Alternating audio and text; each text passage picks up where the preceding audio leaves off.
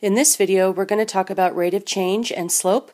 So go ahead and pause the video, copy down your lesson title, standards, and your I can statement, and we'll get started.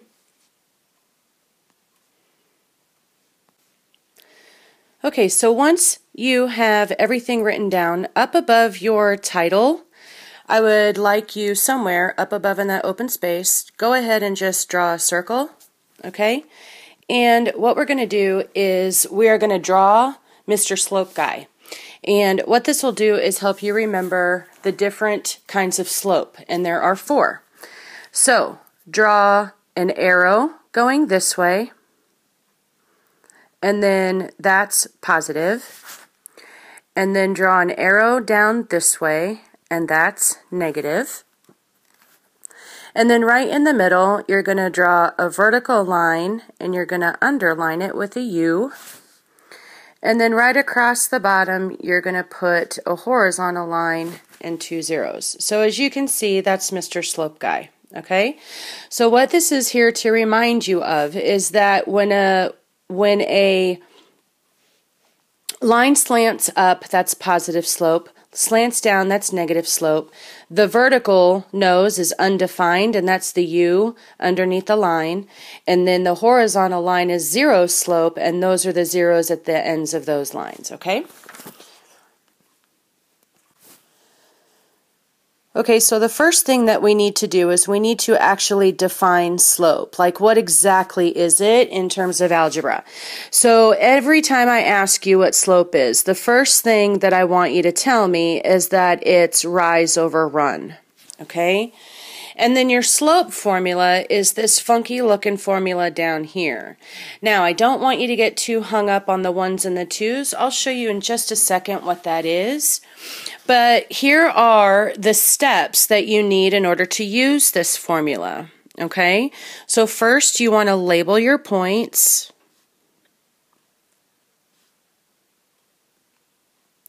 And second, you want to plug your coordinates into the formula. So we're going to plug into the formula, okay?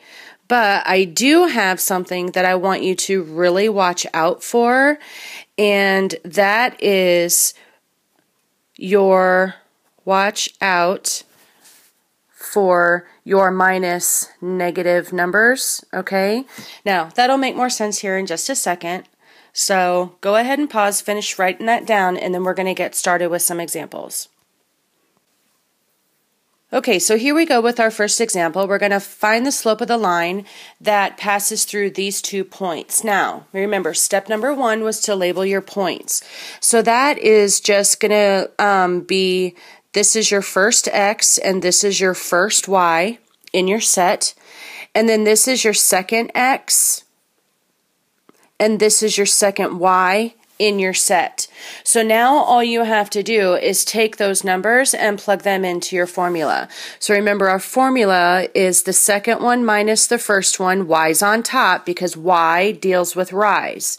And then you've got the second X minus the first X because the run is on the bottom, okay?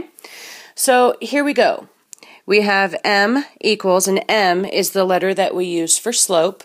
So we have M equals the second Y value is 5, and then you have to write down that minus because you're finding the change or the difference between. So non-negotiable, you have to write down that minus.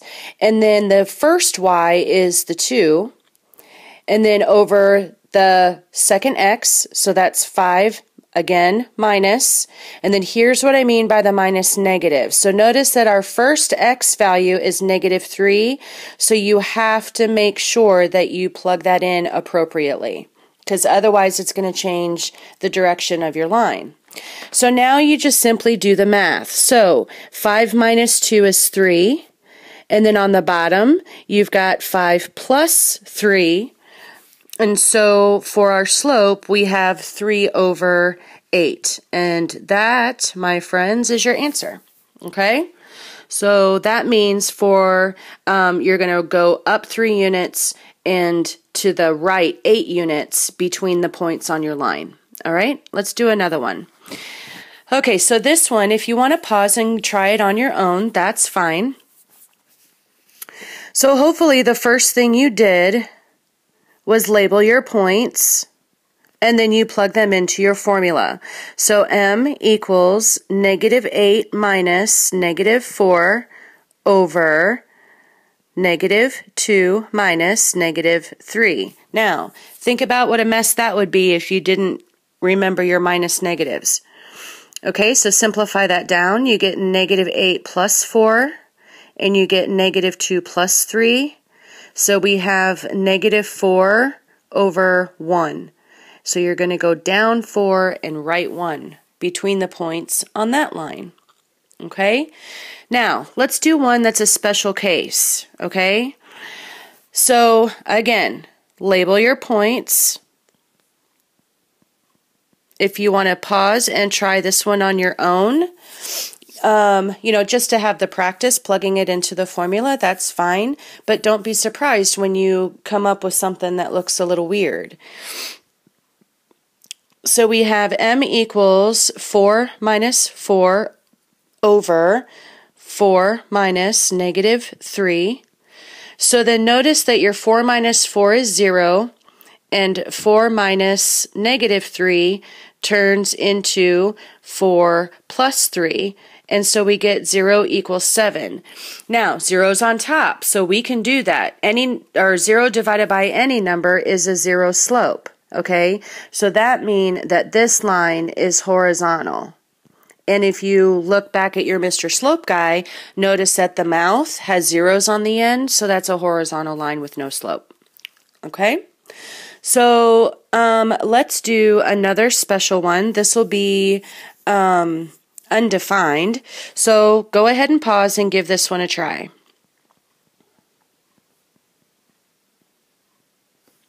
So hopefully you've got 3 minus -4 over -2 minus -2. And then that is going to be 3 plus 4 over -2 plus 2, and you end up with 7 over 0.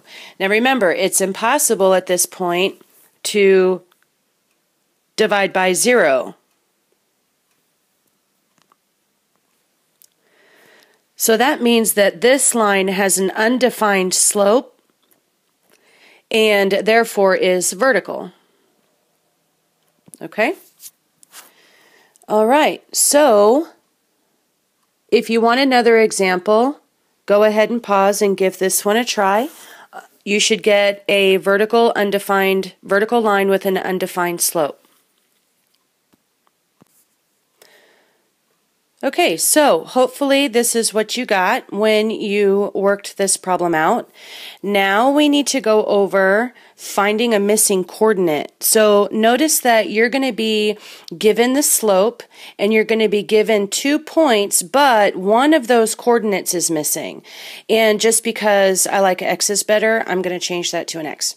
Okay, so what you want to do is you still want to label your points, okay? So x1 and y1, and that's x2 and y2, okay?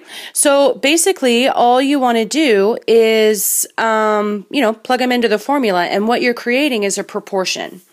So that is going to look like this. So m is your slope, so you have a slope of 1/2 equals y2 is 2 minus y1, which is 3, over x2, which is your x, minus your first x, which is 6.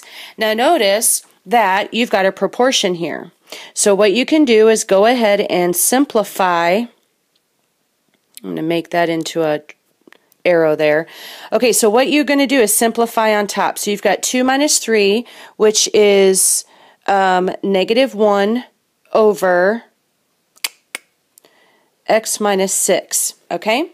Now, from here, what you want to do is solve the proportion. And so you just cross multiply.